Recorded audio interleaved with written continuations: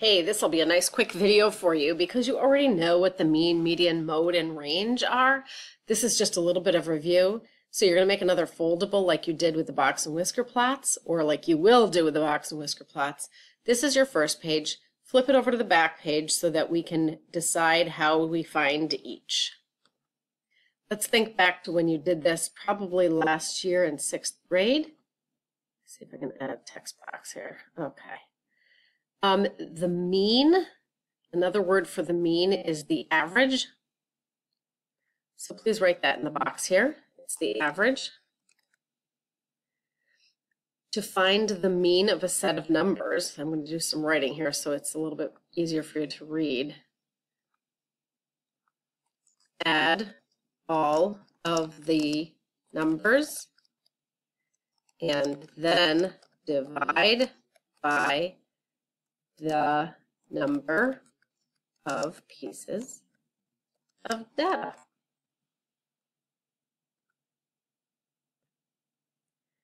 For example, if I have the numbers 3, 5, 6, 8, 9, and 11, I'm going to add them all together. So let's write that down. 3 plus 5 plus 6 plus 9 plus 11. I'm going to do some of this right in my head. 9 plus 11 I'm going to add first because that adds up nicely to 20. Then I'm going to add 20 plus 6 is 26, plus 5 more is 31, plus 3 is 34.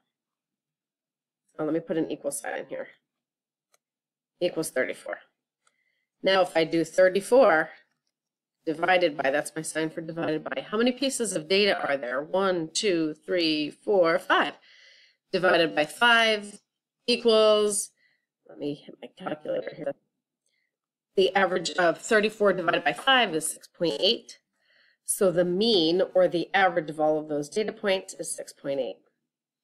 Now let's go up to the median.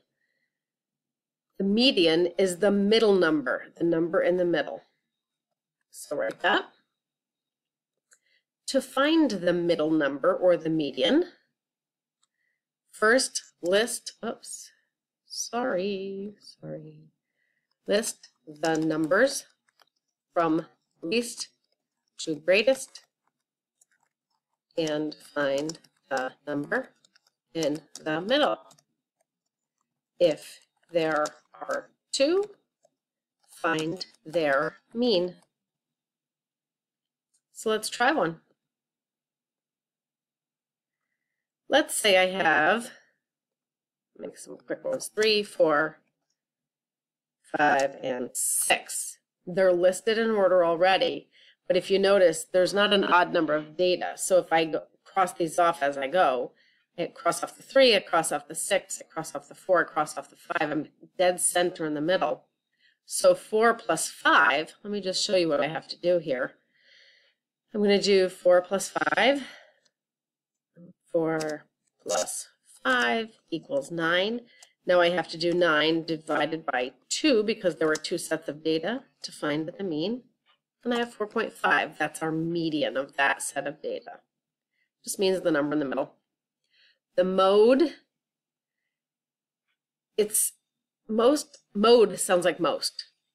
So I'm going to put most, the number that occurs the most. See if that fits on there. Not really.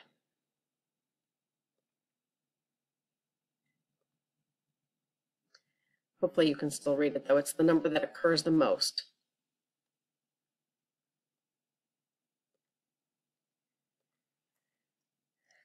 Count the number of times a number is repeated.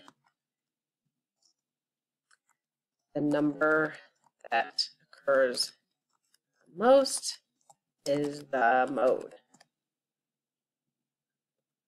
However, sometimes several numbers repeat.